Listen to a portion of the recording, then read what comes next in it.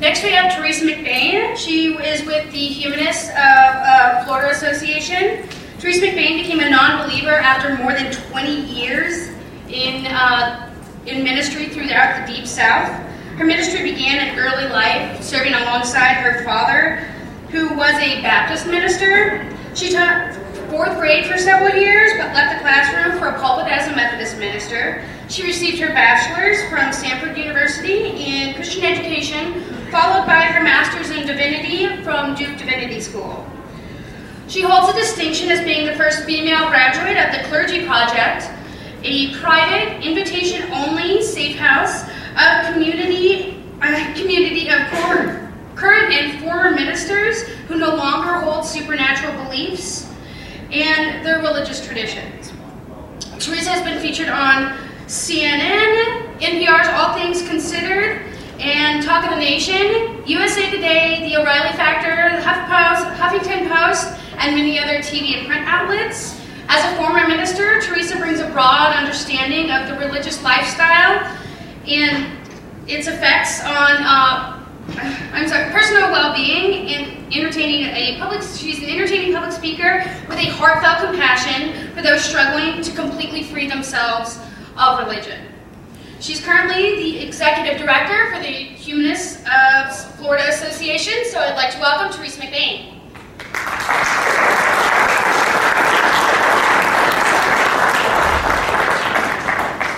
I'm not sure if you guys got me. Can you hear me? Wow. What an introduction. I'd like to meet that person. I can't wait to hear him talk. Oh my goodness. And especially following Dr. Darrell Ray. Now I've been out for not quite a year, so it was very interesting for me, and I was educated, and I feel I don't know what we should do after that talk. Maybe we should all light a cigarette? Maybe. See, I wasn't that sheltered. Actually, well, maybe I was. I want to talk to you about something that is going around our movement, around the free thought movement, and you hear it in a lot of different places, and it's actually something that I know a little bit about, and that is community. I titled it, since we are skeptics of Oz, The Tin-Man, Scarecrow, Lion, and Dorothy Finding Community on the Yellow Brick Road. Now, I know you guys are mostly younger than I am, but did any of you watch the TV show Friends? You seen that show? What are some of the folks that are on that show? Do you know the main characters? Okay, Phoebe, oh yes, Smelly Cat. Can you sing Smelly Cat? JT, can you sing Smelly Cat? I don't know, what you talking Alright, thanks for making me feel old, okay? I'll talk to you later. No, I'm serious, I'm sorry, I'm just teasing you. This TV show, shows like Cheers, shows like How I Met Your Mother, other TV shows that are very, very popular in our society are popular because they're about community. And we identify with them because of this natural evolutionary need that we have for social structure and for community. I mean, just look at the lyrics to the song. I'll be there for you when the rain starts to pour. Don't we want that in our lives? Don't we want people to be that for us in our lives? How many of you were formerly religious? Excuse me. How many of you had to come out in one way or the other to family and friends? Okay. How many of you wish that a lot of people in your life would be there for you when the rain starts to pour? Change that to when I came out as an atheist, or when I came out as a homosexual, or when I came out as dealing with, as we learned earlier today, with the mental illness. Because, I'm seeing a counselor, or I'm having to take this medication because I'm struggling with depression. Those are the types of things that we want our social structure and our community to be there for us and with us through those things, right? If you watch any of these TV shows, you find out that through crazy things, through wonderful things, through difficult things, the community maintains the structure and it supports the other characters that are in the community in the show. Now, of course, that's just TV, right? TV, does it represent reality at all? Well, sometimes. The old saying is art imitates life. Well, I agree in this situation. I think that community is something that we all desperately need. I mean, if you think about people who are outside of the community, take somebody who has enough and wants to move and live off the grid, right? Moves to West Virginia somewhere and builds a yurt, grows their own food, and I'm not trying to pick on anybody, I mean, don't mishear me, but someone who completely isolates themselves away from society, what do we say? What do we call them? What was that? A loner. There's another word. A hermit. A hermit, right. And we don't think that being a hermit is actually a healthy way to live our lives, right? We all agree with that? Okay, so this idea of community, this idea of a societal living structure, and that's not living in a commune on Dr. Darrell Ray's property, as good as that probably sounds for you. I know you're disappointed, I can see it in your face. But honest, relational, dysfunctional at times society is something that we as human beings desire. So what is this thing that is known as community? All right, taught fourth grade for a while, so I need to give you the educational part of it to begin with.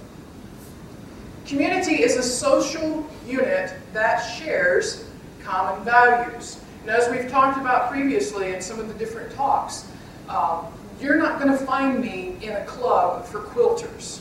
I mean, I am so sorry. If I ever went and participated in one of their quilting bees like my grandmother used to do, they'd kick me out immediately. I mean, they wouldn't have, I can't cut a straight line, much less a patch for a patchwork quilt. And I definitely don't know how to sew. Those are just not my skills. And it's not my interest either. You know, why are we here today? Why did you come?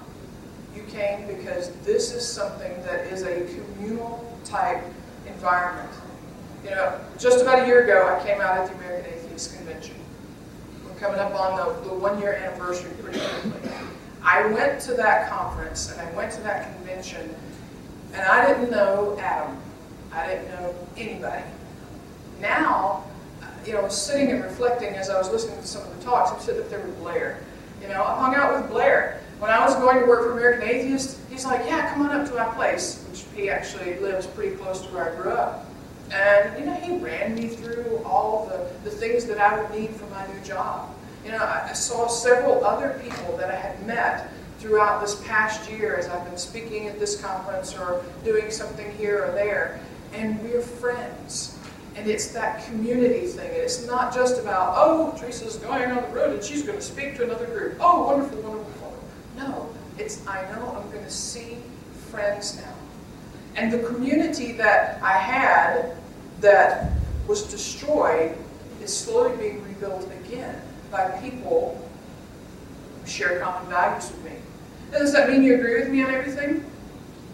You better say yes. No, it doesn't mean you're going to agree with me, and I hope you don't. I just hope you're nice when you tell me you don't. Okay. It is taken from a Latin word, and I can't speak Latin at all. I can tell you Greek or Hebrew, but this isn't that. I mean, divinity school doesn't teach Latin usually. The two words, when you put it together in Latin, it is a word for togetherness and a word for gift. So that is what community is. It is the gift we give each other to be together. So I want to talk to you about that, and I want us to use these 4 unlikely characters on the Yellow Brick Road. We are in Kansas, by the way. I think I saw Dorothy and Toto out there and the Wicked Witch flying around. So I'm going to take the Tin Man, the Scarecrow, the Lion, and Dorothy, and we're going to look at just a very, very general overview of community and what community is. So let's start with our good friend here, the Tin Man. The Tin Man wanted one thing. What was that? Heart. He wanted a heart. And for us to live and to develop and create and maintain community, the first thing that I think we need to focus on is this issue of heart. Our community must have a heart in the same way we have to have a heart as a human being to exist and to live and to breathe. I think our communities have to focus on this aspect of the heart. Now, that means that we care for each other. That means that we care for each other even when we disagree with each other. Now, caring for somebody, and the church teaches this. If you grew up in a Christian tradition and and yes, I know I'm a pastor, and yes, I know I'm going to give you a Bible verse. Forgive me. Sorry. There's a section of scriptures where Jesus talks about the fact that if you do good for people who are just like you, well, what good is that? Well, I would counter and say, well, there's good in doing good for people that like you. But when you do good, or when you are kind to somebody who's different from you, the Bible's teaching that that's a great reward. Well, the point is that we are to care for one another when we agree with each other. We're to care for one another when we don't agree with each other. You know, this issue and element of heart has to exist if our community is even going to begin at all. It means that we're going to actively use the strengths that we have to help each other. Is there a single person in the room today who possesses every piece of intelligence in the universe, every skill, every talent, every ability, all the money in the world? Trust me, it's not me. Anybody? No? Oh, it's got to be your friend. Come on, guys. Well, of course not. That's because we each have strengths. We each have areas that we can offer if we have the heart to do it, to support and to care for each other, and in so doing, build our community. It means that we look out for each other in our physical needs. Now, this is a tough one, and I've heard it from a lot of people over the last year. The church tends to focus on a homeless ministry or a soup kitchen, and a lot of times when we've been hurt by the church very deeply, we want to shun everything that is church-like, right? But the church doesn't corner the market on every good idea. There are a lot of things that we're not stealing from the church or taking from them. These are just good human principles. These are principles of community. And this principle of physical needs is one that I personally think that we need to attach ourselves to a little bit more. If there are those within our community who are having difficulties and they're having physical issues and physical troubles, we need to help them. We don't need to just ignore it. We need to be an active part of it. And our community does do that. Hurricane Sandy occurred, and one of the great things that even the national media picked up on was this initiative by the secular groups to gather money and resources and send to people who were affected by Hurricane Sandy. That's a great example of a community having heart to reach out and meet physical needs, financial needs, people who have emotional needs. And this has been a theme throughout this conference today. I don't think it was intentional, but it's extremely relevant. People are grieving. Again, as a pastor, former pastor, I get so many email messages about this particular area.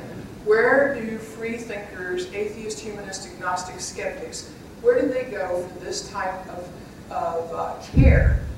These emotional needs that occur. When somebody is grieving, how do they deal with it without a religious structure to go to? It's something as a community we need to take heart, we need to have heart, and we need to work on these solutions if we're going to support our community. When someone is depressed or struggling with some other issue of life, when they're having difficult family situations, all of these things are very important.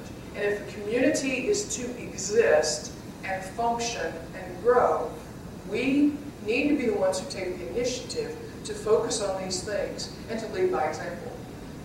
The Tin Man also shows, with a heart, we have to put up with each other. Now, how many of you are in a relationship? How many of you have been in that relationship for, say, 5 years? Okay.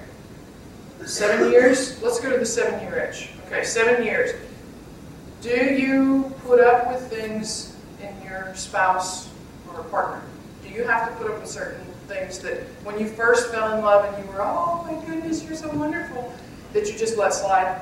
Are there things now that you have? Yeah, absolutely. Oh my goodness gracious, I've been married 26 years. Don't get me started on this putting up with each other issue. And honey, if you watch this video, I love you very much. We have to put up with each other. We have to deal with each other because communities are made up of people. The old saying in the Methodist Church was, if there is a group of people, 20 people, and you ask them for an opinion on one subject, you're going to at least get 40 opinions. Well, that's true because we're all different. And as skeptics especially, we like to think through, we like to have confirmation. Even if you're like me, even after you get confirmation, you want more confirmation, you want to look into it more. We have to give each other the room to do that. We shouldn't pick on each other. Now, this isn't calling out someone, as Dr. Darrell Ray just talked about.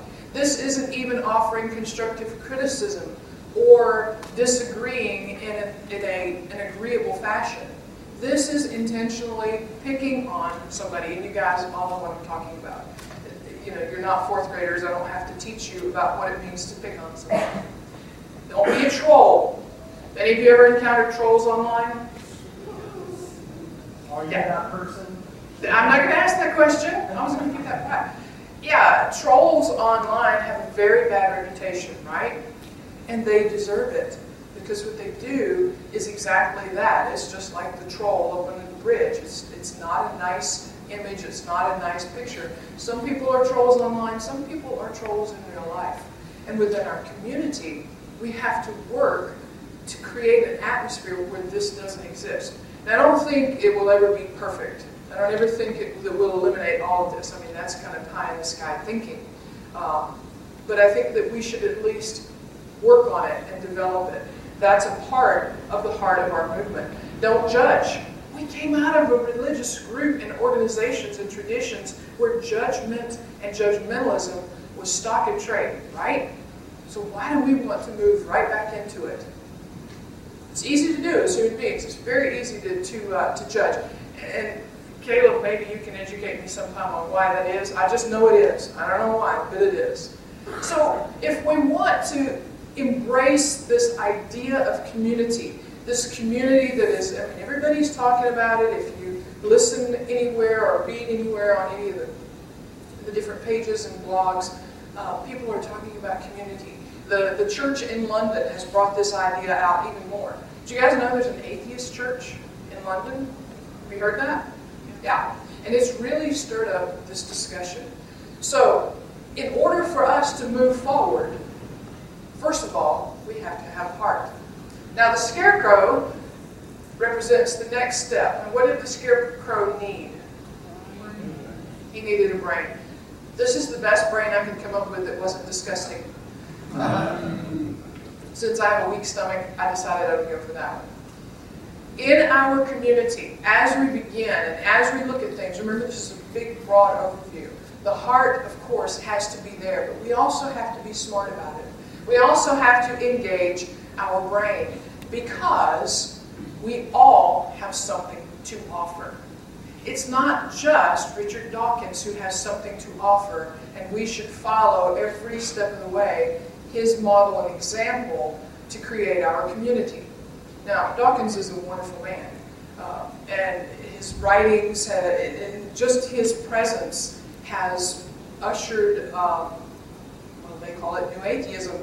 I don't know, New Atheism, Old Atheism, I don't care what you call it, but he has definitely brought this movement, the free thought movement, into the light. He's brought some attention to it so that we could actually, some of us could stand up in front of a group and say, hey, I'm an atheist, you know. You can do that in your communities. You can do that with your families. But even with all the wonderfulness that is Richard Dawkins or Christopher Hitchens, we each have something to bring to the table.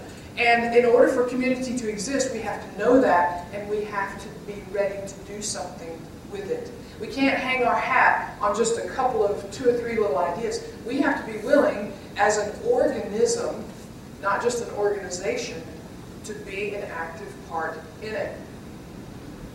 There's our brain again, not our ugly, gooey brain, but my imaginary brain. In order for a body to function effectively, every part of it has to work, right? Again, let me ask a question. How many of you are 45 years old or older?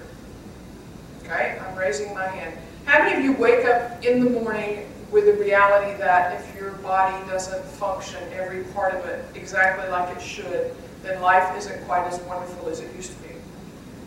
Any of you 40? How about somebody 45 or under that has realized that already? Yeah. I mean, I used to run incredibly crazy distances wearing terrible shoes and doing all kinds of stuff. So when I wake up in the morning, I'm like, oh my goodness, my knees are killing me.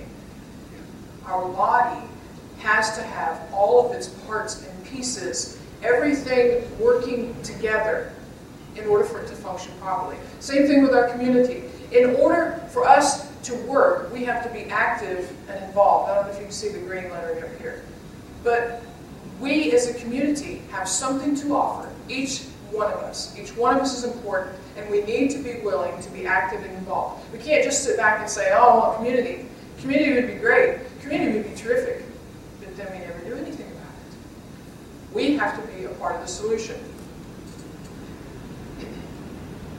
And I need to click faster, apparently. As I said before, every person has something of value to offer. Daryl Ray's shirt that Adam Brown created, that is wonderful. I can't even begin to wrap my mind around how in the world he came up with that, and then how he made something, take a computer, put the images together, and create that. I don't know. I can't even think of it. That's something valuable, and it's something that he offers to the free thought community. And I'm with the Humanists of Florida now. We need a new website. Guess who I went to? And guess who worked with me and worked with our organization? And hopefully very soon we have a new, beautiful, wonderful website to offer that I have no clue in the world about how to do. Everybody has something of value to offer. And when we work together as a community, we offer those things and we strengthen and build those connections. Everybody has a contribution to make. Every person is necessary because every person has value. I think maybe you're getting the message that you're all important. We are all important. We're all in this together. And as a community, if we want our voice to be heard and for it to be easier for people to stand up and say, you know, I'm not theistic. I'm an atheist. I'm agnostic. I'm whatever label you want to put on it. It doesn't really matter. If we want to be able to do that and for us to push this forward, to normalize it more, we need to work on our community skills. We need to take this idea that's going around, that everybody's talking about, and pull ourselves together as a community.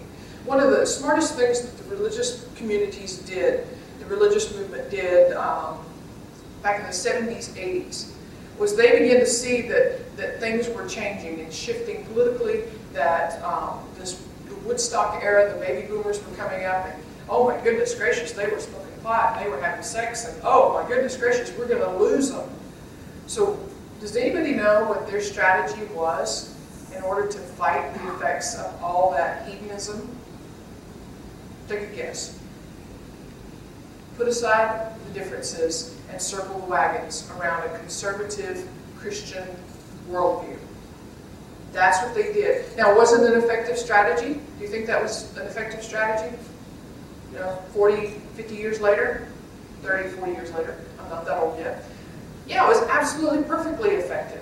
Because they put aside their differences over whether this group sprinkles or this group dunks in order to unify under one main goal as a community. And they have become a powerful, not only religious force, but a powerful political force. And it's all centered around these ideas of community.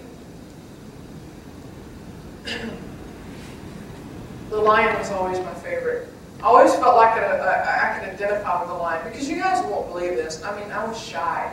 I was basically bred to be shy. I was a girl. Women or children are to be seen and not heard. But I was always shy. I felt like I wasn't very important. I felt like I didn't have anything to offer. I kind of stayed in the background, really, as much as I could. And always loved the lion because he wanted the thing I wanted, and that was courage. He wanted to be courageous. He wanted to be what he felt like he should be, which is the lion, the king of the jungle, but he was just, scaredy pants with a little bow in his hair. I don't know what the bow in his hair has to do with any of that, but anyway, something for you to talk about. The lion shows us that it takes courage for us to seek peace when our culture is moving toward more of an angry and combative atmosphere. Have you noticed that? That our community, not just our own particular free thought community, but the world in general is becoming much more angry and much more combative with each other. You notice that? When we seek and we have courage to seek peace with each other, we're actually going against the grain of what our culture is doing. And that takes an enormous amount of courage. Now, I know I'm basically preaching to the choir here, because you guys are free thinkers, you're skeptics, you're atheists. You've had to live that lifestyle in a world that absolutely hates you, right? You've had to stand up and come out to people who you love and who you care about and have the repercussions of that. So you already know what being countercultural is. And that's on one end of the spectrum. The other end of the spectrum is in our community building, my battery's going dead, which is not good. If somebody could maybe get a plug for me, that would be great, but I can keep talking without a plug. We need to act counterculturally. We need to be willing, as far as our community goes, to have the courage to seek peace. Excuse me. The lion also teaches us, this courageous lion teaches us that it takes courage to seek unity. And I promise it's unity behind there. If we are not united as a community, in the free thought community, then we can't support each other. We can't encourage each other. We can't help each other. Now I want you to take a minute, okay? I want you to close your eyes. Don't go to sleep. Please don't go to sleep. You hurt my feelings. Nah. Trust me, if I can give you a good nap, I've done my deed for the day. Close your eyes for just a minute and think about 3 or 4 people in your life that are very, very important to you and that you love and that you would do anything in the world for. Okay? You got those 3 or 4 people in your mind? Those 3 or 4 people most likely would do anything in the world for you as well. Okay? You can go ahead and open your eyes. Do you always agree with those people?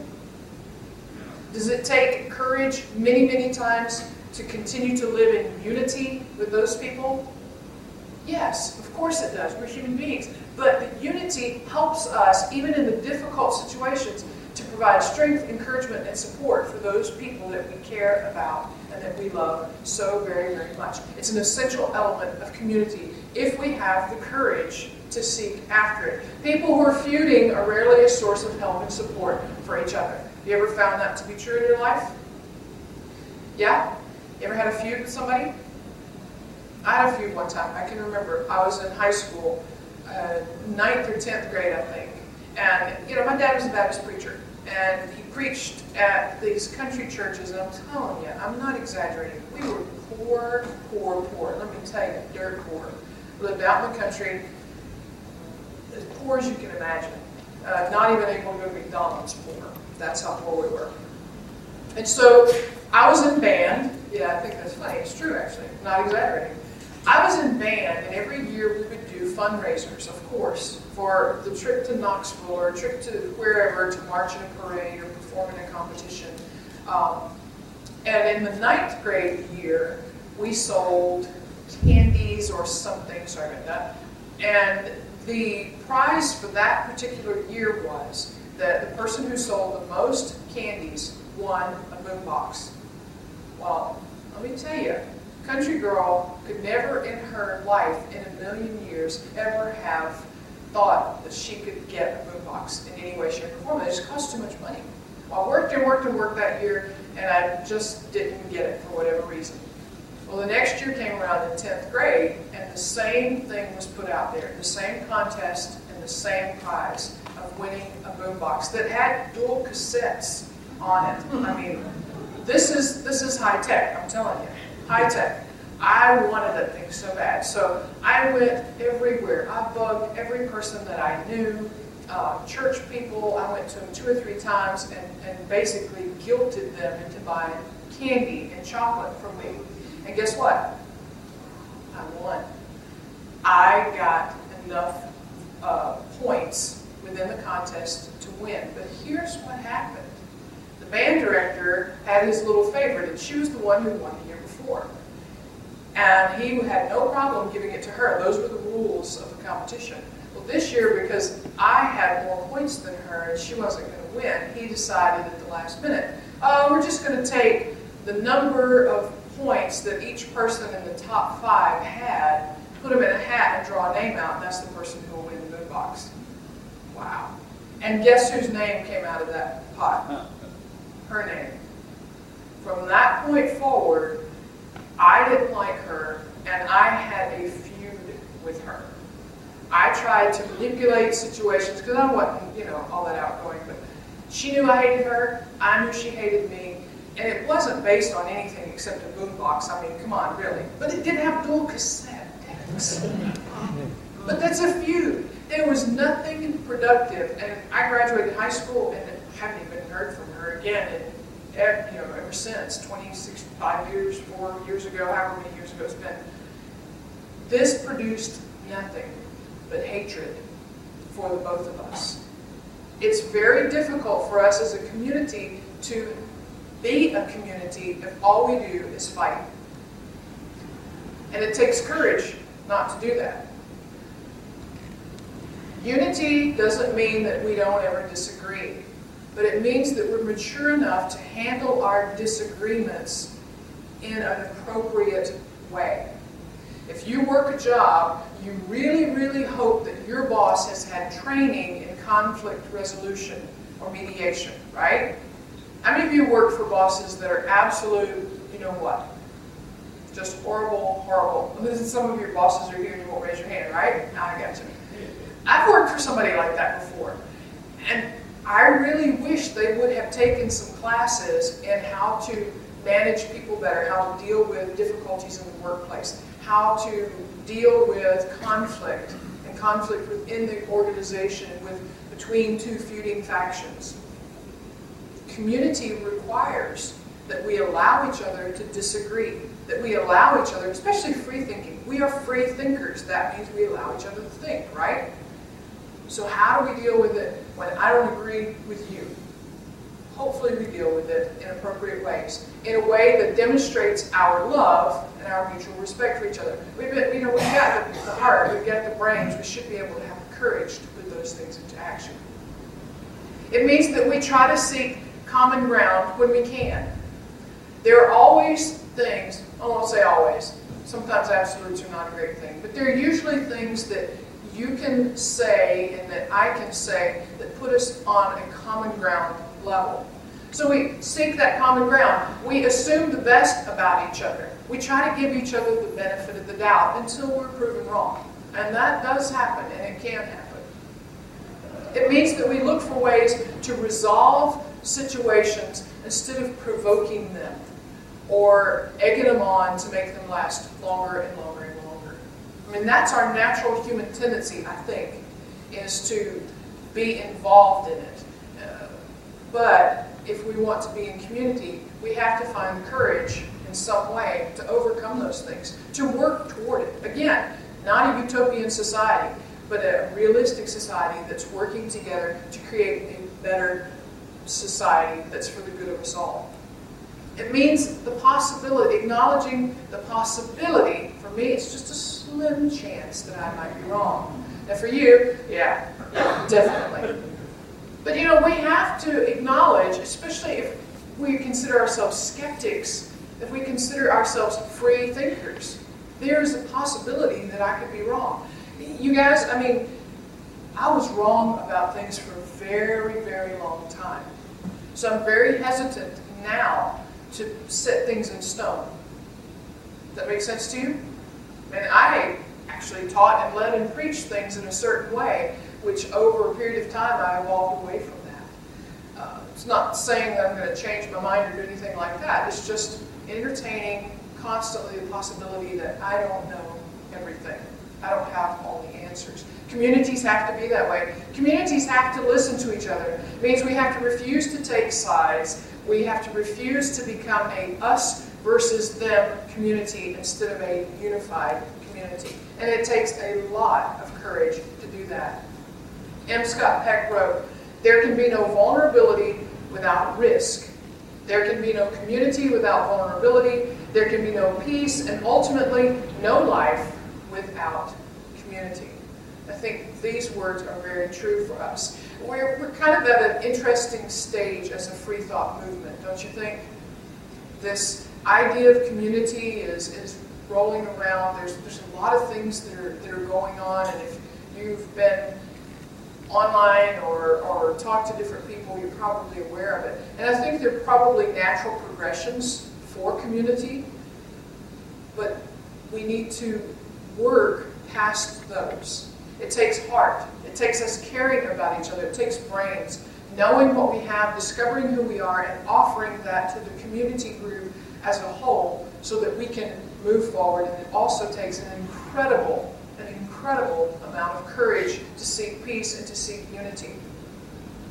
Finally, we come to the little ringleader, Miss Dorothy from Kansas. She shows us that building community takes an absolutely incredible, more than you can imagine amount of work. Not just to create the community, but to sustain, to maintain, to grow. Every aspect of community takes work. And we have to be ready for that. We have to be prepared to, as my dad would say, knuckle down and get it done. We have to be open with our eyes to see what the needs are for the community. Prepared to meet those needs using innovation. And this is something that the religious community, maybe it's just a human condition, where we see a model that works in one sphere and we think we can instantly translate that into the area where we are, into our sphere, just kind of lay it on top. Well, it doesn't work that way when you're dealing with human relationships and human communities. Yeah, something is going to work in one area for one group of people, but that area is completely different and has a completely different mission than my area. I'll give you a great example of that. You guys ever heard of Rick Warren? You know who he is? Saddleback Church. I've been out there a few times. I've been to some conferences.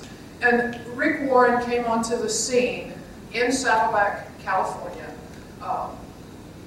And he brought a different kind of church. Casual, laid back, less ritualistic, more people-oriented. He published a book called The Purpose-Driven Life. Any of you guys read that book? Yeah, I have. I taught classes on that book.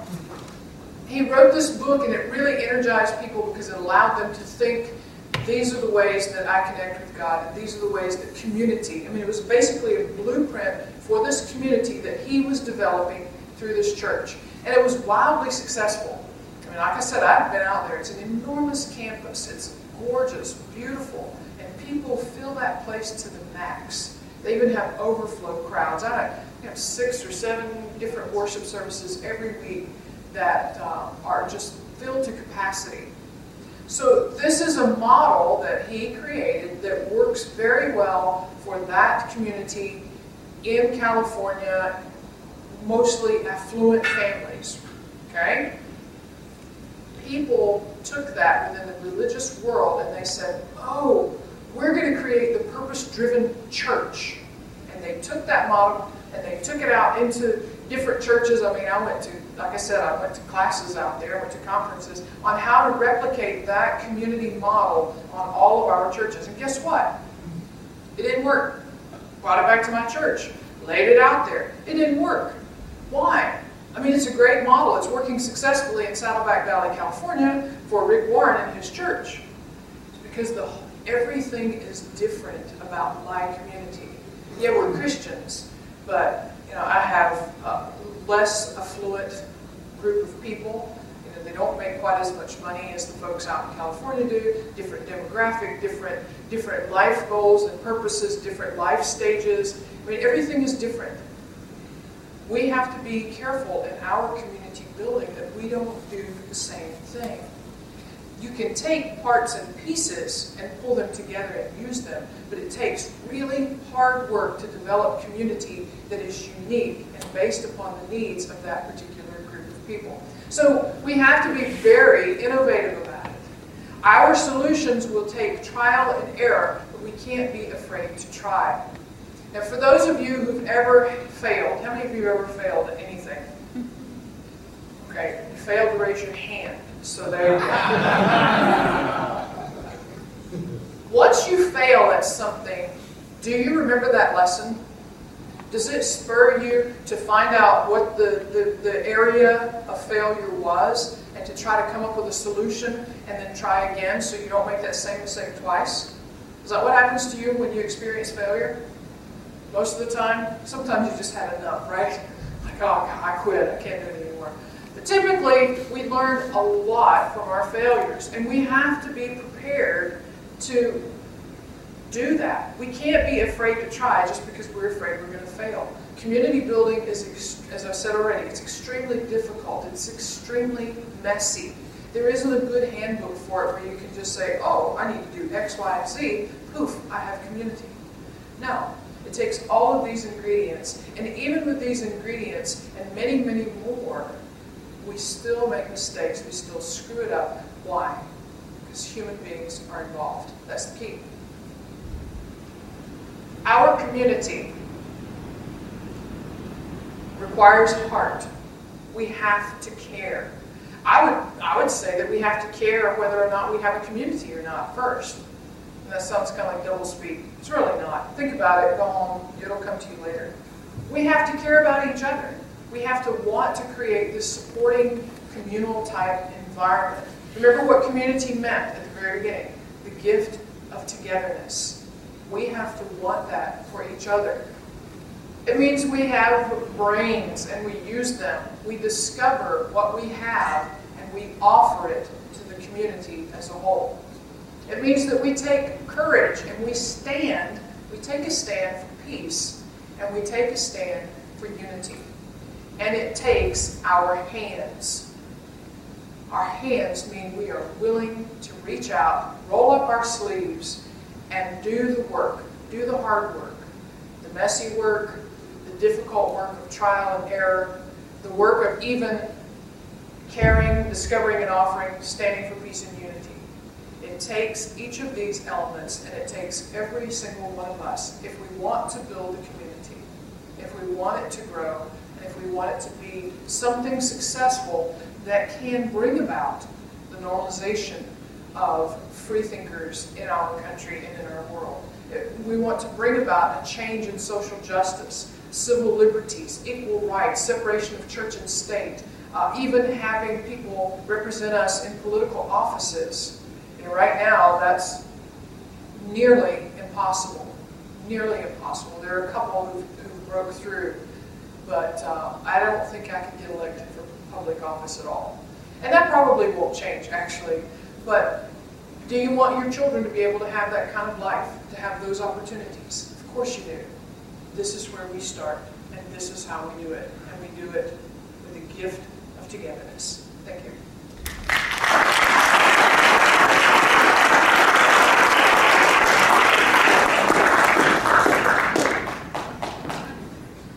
I'd first like to thank Wichita Atheists for making it possible to bring Teresa here, because without them, we really wouldn't have been able to do this. So thank you, Wichita Atheists. I know you put a lot of work into this, and we really appreciate it.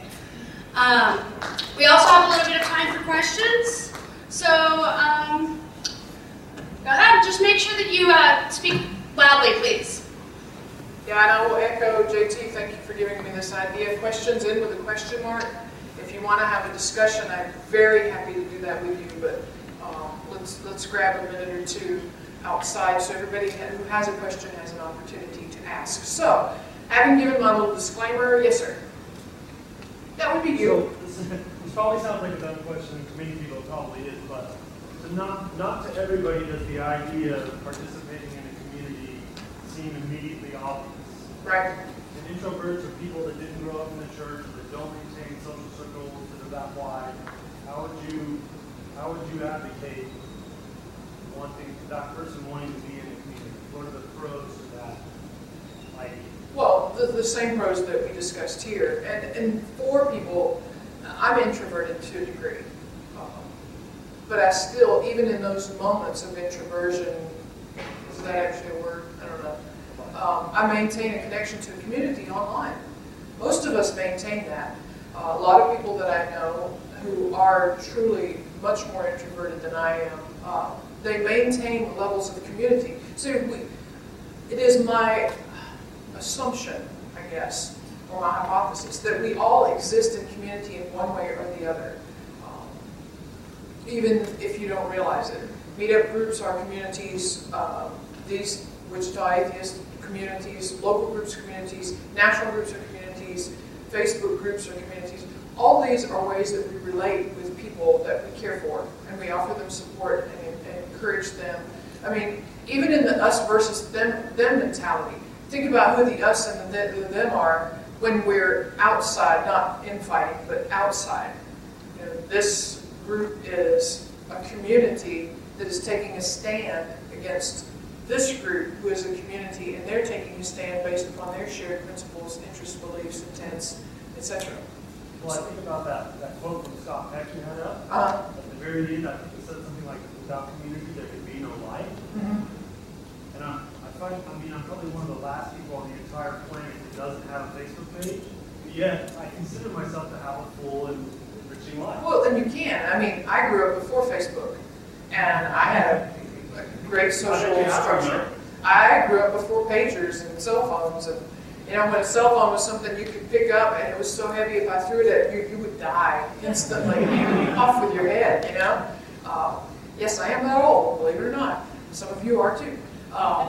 So yeah, I think that just by the nature of our evolutionary process, we exist in community, just like many other species. And I'm not a biologist by any means. This is just my lay person's understanding. So don't take this as gospel.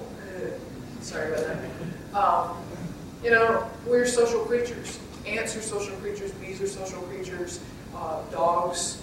And if you have a cat, sorry, I'm not sure what sets that off. If you have a cat like I have a cat, we are a pack. We are a social unit within our family. So, and you know, that's a great question, and it's definitely much deeper than my intelligence. But it's also a very long discussion as well. So maybe we can talk about that later and get some of the others who might have better answers than I do to chime in on that one. Someone else? Yes, sir, in the back. In kind of the us versus them discussion, how do you recommend like getting to that area of community, whatever, like, you know, we're in the center of the Bible Belt right here, Yeah. and there's such a stigma around atheism. How do you recommend we overcome that kind of? Well, it's going to come, this is my own personal opinion.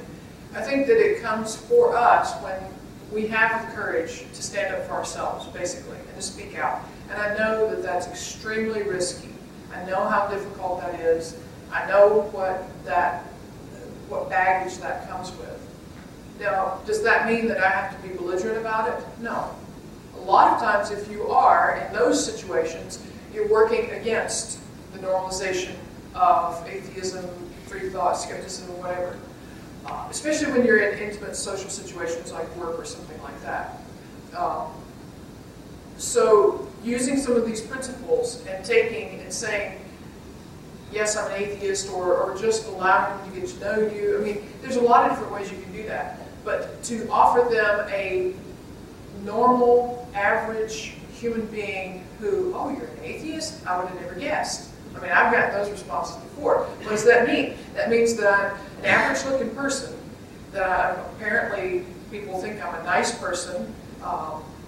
Whatever else they think about me, obviously they don't think I have a tail and horns and a pitchfork. Oh, you're an atheist? Wow, never would have guessed that. That's how we do it, I think. And I think that's one of the lessons that we've taken from the gay community as well. Once they get to know you, they're going to love you. You know? Hopefully. That's our hope anyway. I saw someone else. Where? Ah, Blair. How did I miss you over there in your red shirt? Yes, sir. When I try to get people to join a local group or join the community at the national level, there's two responses that really stand out for people that drive me crazy, and I was wondering what your response is. First is, I'm not a joiner. And the second one is, that sounds like church to me. Okay. Second one is easy. Second one typically comes out of a hurt place. They've been hurt deeply, and that one takes time. And it takes that group not giving up on them or abandoning them, but working with them gently. I mean, the phrase kid gloves, it's not that they're fragile, but in a sense, emotionally, they've just been damaged. And we need to have the courage again and the heart to care for them and to bring them gently into the fold, if you will. The first one, that's one you have to be probably, I don't know, it depends on the person. You just kind of have to identify, do you need to be a little more aggressive with it? Do you need to use a different tactic? Because I'm not a joiner. Well, do you have a group of people who you relate to? Do you have a group of people, and don't call it community, but get them to call it out. You know, do they have golfing buddies that they golf with every week? And that's a social activity and a social group that they are a part of. You know, do they have a quilting bee that they belong to that I'm not a part of, that they won't even let me come to? Most of us do exist in those communities, and while we didn't quote unquote join them, we're still there by our own choice. So that would be kind of just off the top of my head, Caleb. That would be the two responses I'd give. That's a great question, Blair. All right, somebody with not so tough a question. No, I'm seriously asking if you want to. Yes, Alex. Do you think that, like churches, having a building, a decentralized building, is important or not?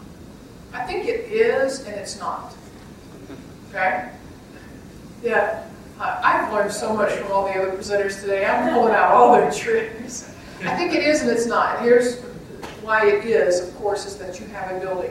You have a central focused point for your community, which gives you an identity of sorts. I also think it's not, because the danger of that is becoming stiff and rigid. And maybe those aren't good terms after Daryl Ray's talk. You become inflexible. Shoot, I can't say anything. Dang. You become, heck, now I've thrown myself completely off of that. Pardon? Dogmatical. Yeah, you become dogmatical in what you're doing, which is a danger. Churches learned that, and churches have moved into a model, again, where they don't have a building.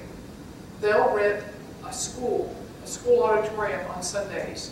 They'll have huge kits where they come in at 8 o'clock in the morning, they set the stage up with the lights, the sound, the projector, the screen, they set everything up, and those churches are growing like crazy because they don't focus all their money on a physical structure. They use their monies, supposed to use their money for meeting the physical needs of their community.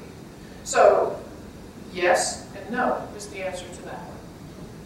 I personally would love to see my community in Tallahassee have a building that is used as a community center where we can say, hey, you know, no strings attached, no sermons given, no guilt trips at the door, you know, no cute little tracts with, oh, you're gay, let's pray it away. But we are sincerely going to help you. We're going to give parenting classes. We're going to offer counseling for AIDS. We're going to give free testing. We're going to have quilting bees, you know, and you don't got me hung up on that now. I would really like to have that in our community in Tallahassee. I'd love to be a part of that. So I think, again, there's no perfect model for it. It depends on your community and how your community would operate better. Another question. Yes, sir. You said you went to a conference and announced your atheism. Were you already an atheist when you went, or was it a surprise to you? Okay. Then my question is, what changed your mind? Oh my goodness, that's a whole other talk. He asked what changed my mind about from being a Christian to an atheist. Yeah, some of you heard my talk, you're like, oh my goodness, we're going to be here all night. Well, if we could chat later, because it wasn't a one single point thing, it was a 40-year it almost progression. sounded like you went to the conference and changed. Okay, yeah, no, I didn't go to the conference and change my mind, no. I did not go to the conference and change my mind at all. I just came out. My mind was already set. Someone else have a question? Yes, ma'am. What gave you the courage to become an atheist? Out of the closet? Oh, goodness gracious. I have no idea. She asked me what gave me the courage to come out of the closet as an atheist. I guess just an absolute desire for being true to who I am and refusing to have who I am dictated to me. To refuse to be penned in and confined to that one framework and mindset. Did I know how hard it was going to be? No, not in a million years. Would I do it again? Yes, yes. Because I gotta be me. Yes, sir. How do you handle it if you were shunned or rebuked? How did I handle the shunning and rebuking? I stayed in bed for about 2 weeks. I handled it well, and I handled it poorly. The handling it well part came through the atheist community itself. A lot of you who I know now, who I was talking about, embraced you. A lot of you would call, or you would send me a Facebook private message saying, "How are you doing, Teresa? You got it. We know where you're at. You got to be having a tough day or a tough time with it. We haven't seen you much online. Is everything okay?" You know, people caring enough to meet the needs and offer the support that I needed. And did we have deep, close personal relationships? No, but they were beginning to form. So when I was willing to reach out and be open and honest about it and take the support, I dealt well with it. When I wasn't, I isolated and ignored people, turned my phone off, computer off, didn't hang out, stayed in bed for 2 weeks. Good question. Someone else. I saw another hand. No? Yes. So sorry.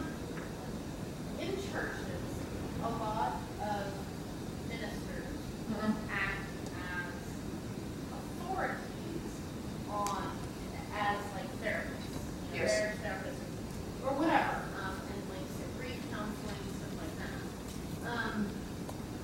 I don't think that many of us would be willing to act as that, as Right. a kind of authority figure on that, unless we have that degree.